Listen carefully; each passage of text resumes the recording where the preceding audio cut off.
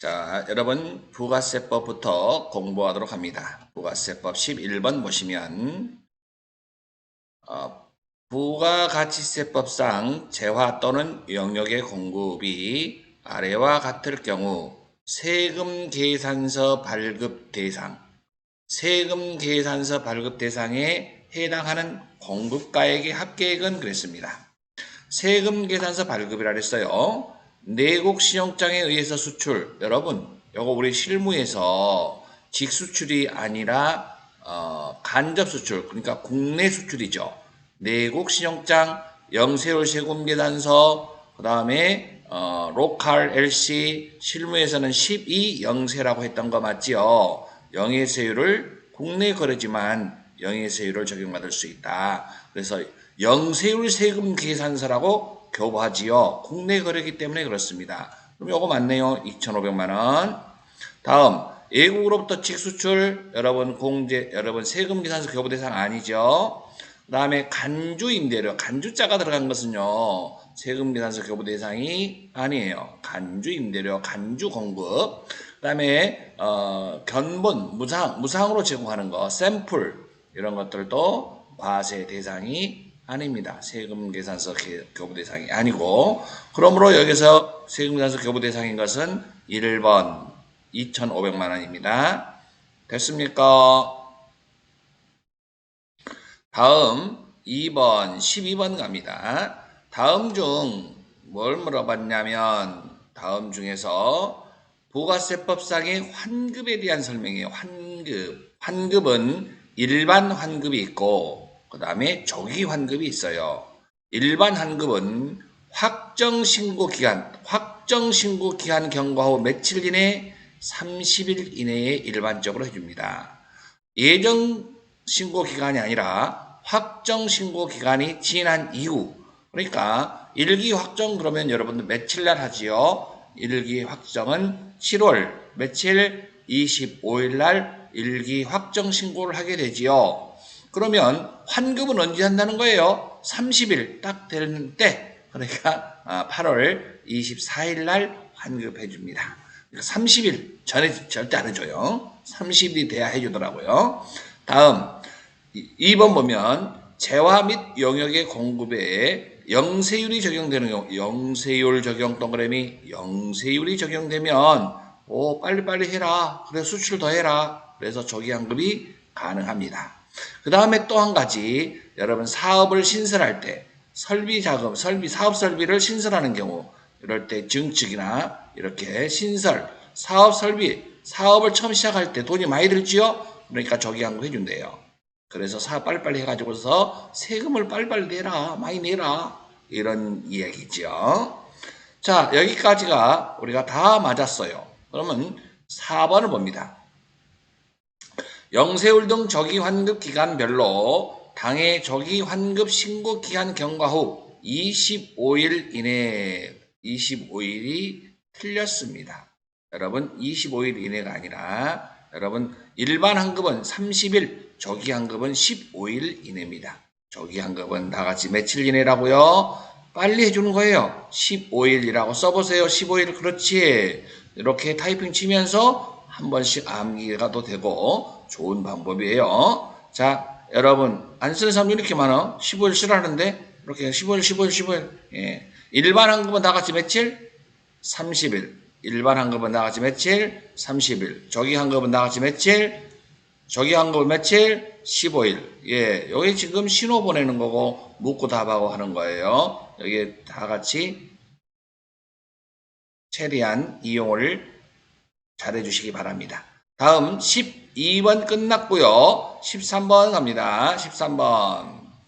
다음 중 부가세법상 공급 시기가 잘못된 것은 그랬어요. 공급 시기. 자, 공급 시기가 잘못된 것 그랬습니다. 1번 상품권. 그러면 상품권은 여러분 있잖아요. 요거 자주 시험에 나오는데요. 상품권을 판매할 때가 아니라 고객이 상품권을 들고 와서 우리의 물건을 사가고 물건을 인도해 줬을 때, 실제로 물건을 인도해 줬을 때 상품권을 회수하고 물건을 인도했을 때 우리는 팔린 걸로 본다. 그래서 재화가 실제로 인도되는 때 맞습니다. 다음 중간지급 조건부로 재화를 공급하는 경우 중간지급 조건부라고 그러면 여러분 중간지급 조건부가 되면 여러분 여기 틀렸죠? 여기 시험에 잘 나오죠? 대가의 각 부분을 받기로 한 때 다 같이 뭐라고 한다고? 대가의 각 부분을 받기로 한 때 부가세법에서는 중간지급 조건부는 이런 게 중간지급 조건부죠. 뭐 계약금, 중도금, 중도금, 잔금 이런 형태로 2번 이상으로 나눠내는 건데 여기 계약금부터 잔금 지급하는 기간이요. 반드시 6개월 이상 돼야 돼요. 몇 개월 이상? 6개월 이상. 6개월 이상이 돼야 여기에 요건이 되는 거예요. 6개월 이상이 돼야. 그러면 여러분 이것은 중간지급 조건부로서 조건이 되면 대가의 각 부분을 받기로 한 때 이렇게로 공급 시기를 보겠다 이런 얘기예요. 그렇지 않으면 원래는요. 이걸 인도했을 때 인도 기준 물건을 팔았을 때 이걸 다 팔린 걸로 보면은 부가세를 일시에 다 내야 하는 아주 힘든 상황이 올 수도 있다는 거예요. 사업자에게는요. 그렇기 때문에 우리는 중간지급 조건부는 사업하는 사람들에게 사업자들에게 엄청나게 좋은 혜택을 준 것이다 라고 이해하시면 되겠습니다. 다음 그래서 중간지급 조건부에 해당되는 공급하는 경우는 재화가 인도되거나 이용 가능한 때가 아니라 대가의 각 부분을 받기로 한 때 이렇게 하셔야 된다는 거죠. 다음 현금 판매하든 외상 판매하든 할부 판매든 원칙은 재화가 인도되는 때 또는 이용 가능한 때 같은 얘기다라고 보면 되겠습니다. 직수출 및 중개무역 방식은 여러분 수출을 제외하는 우리는 선적일 다같이 무슨 일? 배에다 물건을 실어준 걸 선적, 비행기에다 물건을 실은 것을 기적이라고 합니다. 비행기, 기적, 비행기에다 물건을 실은 거 선적, 기적 이렇게 해서 우리는 수출하는 것은 선적일의 환율로 한다라고 이미 공부를 해왔습니다. 그래서 13번의 답은 몇 번이라고 할 수 있습니까? 13번의 답은 2번입니다. 다음 14번 가겠습니다. 14번 다음 중 소득세법상 과세기간에 대한 설명으로 틀린 것 그랬습니다. 과세기간 여러분 여기서 여러분 중요한 건 소득세법상에다 동그라미 치세요. 소득세법상 여러분 부가세법상이 아니라 소득세법상의 과세기간을 강조하고 있습니다. 일반적인 소득세의 과세기간은 1월 1일부터 12월 31일까지 여기에 키포인트입니다. 1월 1일부터 12월 31일 거주자가 사망한 경우에는 과세기간을 1월 1일부터 원칙은 12월 31일까지인데 사망일까지 예외다 이 말이야. 1월 1일부터 뭐한까지? 사망일까지. 출국했다 그러면 1월 1일부터 출국일까지 예외 규정이 있습니다. 다음 폐업 사업자의 사업소득의 과세기간은 1월 1일부터 주의하세요. 폐업일 이러면 이건 부가세법에서는 맞지만 소득세법은 아니라고요. 소득세법은 여러분 여기에 폐업일 영향을 받지 않는다. 1월 1일부터 12월 31일까지라고 그랬잖아요. 그래서 3번이 틀렸습니다. 거주자가 주소 또는 거소를 국외로 이전하여 비거주자가 되는 경우에 1월 1일부터 출국하는 경우 이런 얘기입니다. 그러면 1월 1일부터 출국하는 날까지 이렇게 이해하시면 되겠습니다. 그래서 여러분 14번의 답은 몇 번이다? 3번이다. 1월 1일부터 12월 31일까지지 폐업은 부가세법에서의 맞는 말이지만 소득세법에는 사업소득 말고 다른 소득이 있을 수 있기 때문에 1월 1일부터 12월 30일까지가 원칙이다. 외에는 두 가지밖에 없다. 어떤 거? 사망했을 경우와 출국했을 때만 외외 규정이 있는 것이다. 이렇게 이해하시기 바랍니다. 다음 15번 갑니다. 다음 중 소득세법상 특별세액공제에 대한 설명으로 틀린 것은 그랬습니다. 의료비는 총 급여액의 3%를 뭐한다? 초과하지 않는 경우에도 의료비 세액공제를 적용받을 수 있다. 여러분 적용받을 수 3%를 초과해야만이 의료비 세액공제를 받을 수 있습니다. 그러니까 여러분 3%를 초과하지 않으면 적용받을 수 없습니다. 예를 들어보면 내가 연봉이 총 급여가 1억이라고 해볼게요. 1억. 1억이면 여러분 1억에 3%는 얼마 나오죠? 1억에 3%는 얼마예요? 계산이 안 돼요. 3천만 원이에요? 300만 원이에요? 예, 300만 원이죠. 그러면 300만 원, 내가, 연봉이 1억이라면 3%인 300만 원 밑으로 내가 카드를 결제했다. 쓴 게 카드 300만 원 밑에다. 그러면 여러분 공제받을 수 있는 것은 아무것도 없다. 이렇게 이해하면 돼요. 예. 이렇게 계산하기 때문에 그래요. 그러니까 300만 원을 초과해서 한 것만 공제를 받을 수 있다. 이런 신용카드가 아니라 여기 뭐 의료비죠. 여기서는 의료비 세액 공제. 아시겠어요? 열심히 그냥 증빙을 갖고 가가지고 떼어가지고서 갖고 왔더니 300만 원이 안 된다고 연말정산 담당자가 그냥 휘시통에 버려버리는 거야. 얼마나 속상합니까?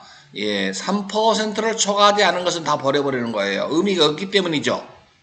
그러니까 3%를 초과하는 경우만 의료비세 공제를 받을 수 있다. 이렇게 이해하셔야 됩니다. 그래서 1번이 틀렸다는 거죠. 1번 틀렸습니다. 2번 일반 보장성 보험료 납입액과 일반 보장성 보험과 장애인 전용 보장성 보험료는 공제 한도가 각각 동그라미 각각 한도가 얼마씩이다? 100만 원씩이다. 각각입니다. 일반도 100만 원, 장애인 전용도 100만 원, 각각 100만 원 맞습니다. 다음 장애인 특수교육비 세액공제를 제외하고 여러분 여기가 자 말이 좀 이상해서 봐보세요. 직계 존속의 대학교 등록금은 교육비 세액공제 대상이 아니다. 직계 존속의 대학교 등록금, 존속 부모의 장인 장모의 대학교 등록금은 교육비 세액공제가 아닌 게 맞아요. 이건 맞아요. 이것이 공제 대상이 아니다. 이거 맞는데 여러분 틀린 걸 찾으라 그랬잖아요. 지금 이 출제자가 의도는 뭐였냐면 답은 확실하게 1번이다라고 출제를 했어요. 근데 이것도 이의 신청이 들어왔다는 거죠. 중복됐다는 얘기는. 이것도 정답을 해놨잖아. 지금 3번도. 뭐 때문에 그랬을까요? 장애인 특수교육비 세액공제는 제외하고 이 말이 이상했다는 거예요. 그래서 이의 신청이 엄청 들어왔다는 거예요. 그래서 이것도 정답으로 했다 이런 얘기예요. 장애인 특수교육비 세액공제는 여러분 장애인은 재활치유 목적으로 여러분 돈 들어간 교육비는 한도 없이 공제를 다 해준다는 거예요.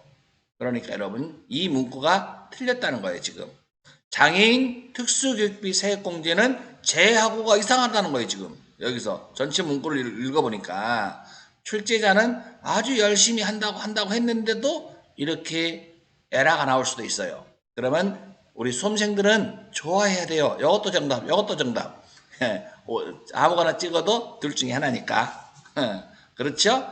예. 자, 그래서 여기에서 장애인 특수교육비는 세액공제는 한도 없이 재활치유 목적이기 때문에 공부하는 게 아니고 재활치유 목적은 한도 없이 공제가 다 되는 겁니다. 그러니까 여기서는 말이 이상했고 어색해서 공제 다 해준 걸로 하고요.